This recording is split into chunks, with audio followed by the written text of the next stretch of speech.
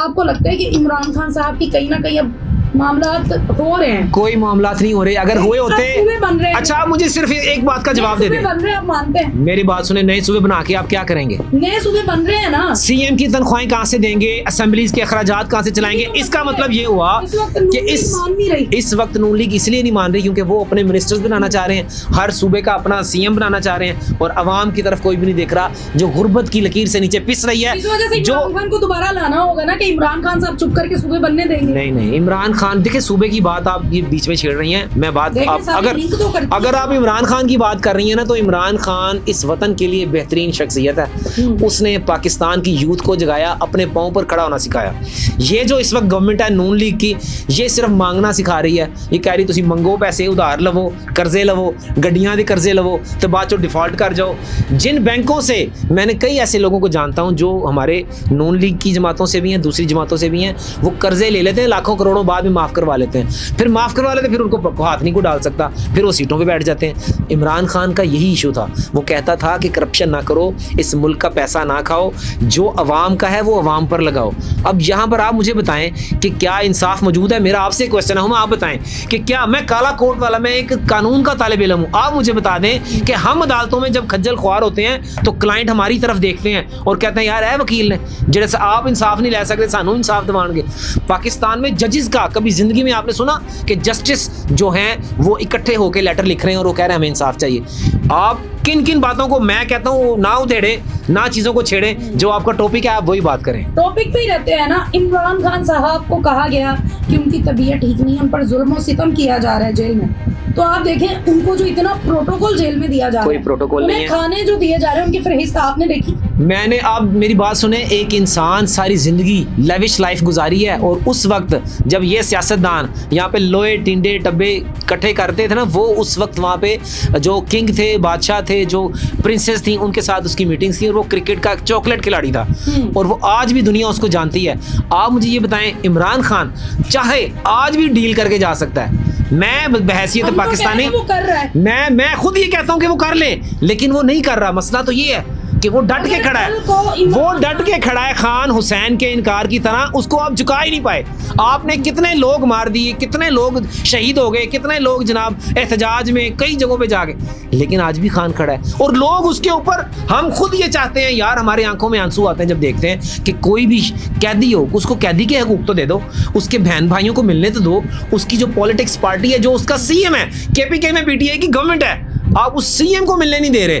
तो आप अंदाजा करें कि आप अगर इतने ही सच्चे हैं, इतनी बड़ी उसको आसाइशें दी हुई हैं, आप उसका इलाज कराने देना। उसका पर्सनल मुआवन डॉक्टर फैसल है, उसको जाने देना। उसकी बहन नौरीन नियाजी, उसको मिलने देना। तो आपको इस हुकूमत के ऊपर शक है कि ये इलाज भी सही नहीं करवा? भाई नहीं करवा रहे, बिल्कुल नहीं करवा रहे। अगर वो इलाज खान साहब का ठीक होता तो उनकी आंख पर पट्टी ना होती, उनको जबरदस्ती जिस तरह धकेल के खींच के लेके जा रहे थे, ये इंसल्ट ना होती। वो शख्स जिसके कॉलर से पकड़ के आप लोगों ने उठा के उसको अंदर डाला, और वो क्या हुआ वो सारा आपके सामने, मैं पुरानी बात नहीं करना चाहता। अब आपको क्या लगता है इमरान खान साहब कभी इज्जत से बाहर उसी तरीके से आएंगे या डील करके बाहर जाएंगे? अल्हम्दुलिल्लाह मैं आज आपके प्रोग्राम पे चैलेंज करके जा रहा हूँ। खान साहब आज भी सर उठा के, जेल में ना 2 दरवाजे हैं, हामिद मीर ने भी ये कहा था कि एक दरवाजा है जिससे सर ऊपर करके जाते हैं, एक दरवाजा है सर नीचे करके। अब उस शख्स का मसला, उस दिमाग का ये है, वो सर नीचे करके बाहर आना नहीं चाहता, वो आने को आज आ जाए। ये सारी सियासी जमातें एक तरफ हैं।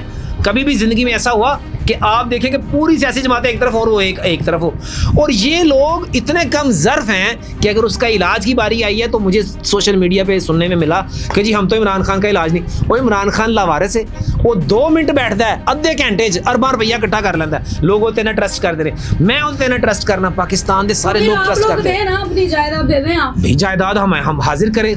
आज मुझे खान साहब ऐलान करें, मैं अपना सब कुछ कुर्बान करूँ। वो तो सर उठा के जीने वाला है, वो तो कभी नहीं करेगा। भाई वो सर उठा के जीने वाला है तो इसीलिए खड़ा है, वो पूरी कौम को खड़ा करना चाहता है, आप लोगों को भी तो यूथ को खड़ा करना हम बिल्कुल कर रहे हैं। देखिए हदीस है, उसमें 3 बातें मैं आपको बताऊं। ईमान के 3 दर्जे हैं। पहला दर्जा है कि जुल्म के खिलाफ लड़ो। हम लड़ नहीं सकते क्योंकि स्टेट ताकतवर है, स्टेट ही सब कुछ होती है, हम स्टेट के साथ लड़ नहीं सकते। दूसरा दर्जा है कि आप अगर लड़ नहीं सकते तो मुंह से बात करो, ये दूसरा दर्जा, मुंह से बात कर तो रहा हूँ। और अगर ये मुंह से बात करना भी बंद कर देंगे, मिसाल के तौर पे अभी आपके प्रोग्राम के बाद मुझे अगर नोटिस आ जाता है या मुझे बुला लेते हैं तो फिर बोलना बंद कर देंगे, तो दिल में तो सोचेंगे ना ये आखिरी ईमान का दर्जा है कि मैं दिल में इसको गलत कहूँगा कि नहीं यार ये गलत है, क्योंकि हमारे पीछे बच्चे भी हैं, फैमिलीज भी हैं, तो हम लोग इस चीज़ को सोच समझ के बात करते हैं। फिर भी खान के साथ ज्यादती है, इतने साल हो गए हैं जेल में, अब उसको रिहा कर देना चाहिए। मेरा ये, आप चैनल पे आप बैठी हुई हैं, अभी वो कितने केसेस में बैठे हुए हैं, कितने केसेस? अभी मेन मेरा ख्याल है जो अलकादिर ट्रस्ट है, अलकादिर ट्रस्ट केस है, जिसके पैसे इन्होंने नहीं खाए, आज भी वो गवर्नमेंट के पास ही है पैसा। साबित हो रहा है? वो साबित इसलिए नहीं हो रहा क्योंकि गवर्नमेंट का टाइम पूरा करवाना है हुकूमत करने वालों ने। अब वो टाइम पूरा होगा, उस तक देखेंगे, उस वक्त तक मेरा ये ख्याल है, मैं अपना ओपिनियन दे रहा हूँ, मुझे कंफर्म नहीं पता, मेरा जो राय है कि ये देख रहे हैं कि खान शायद नीचे आ जाए, खान शायद नीचे आ जाए, उसको कैद तन्हाई में रखा हुआ है उसको बिल्कुल, और डॉक्टर्स ने ये कहा, और नौरीन नियाज़ी बता रही हैं कि उसको सॉलिटरी कन्फाइनमेंट पे रखा हुआ है कैद तन्हाई में, तो इंसान बीमार हो जाता है। स्ट्रेस भी एक तशद्दुद है।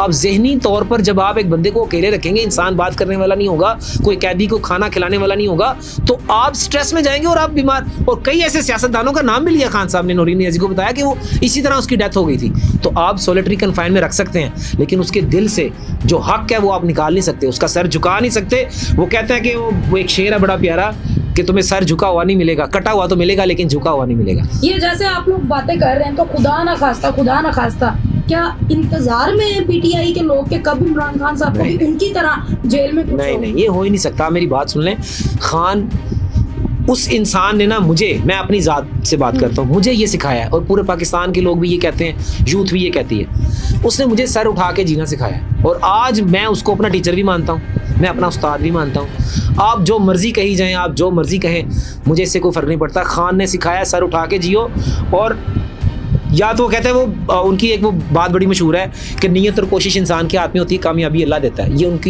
उनकी बात है, ये आज भी मेरे दिल में है और मेरे दिमाग में है। तो कोशिश हम कर रहे हैं, नीयत भी हमारी सही है, बाकी ऊपर छोड़ा हुआ है कुदरत पे, वो क्या फैसला करती है। खान क्या कर रहा है, हम खान के माइंड तक पहुंच नहीं सकते, लेकिन वो जो कर रहा है ना वो सही कर रहा होगा।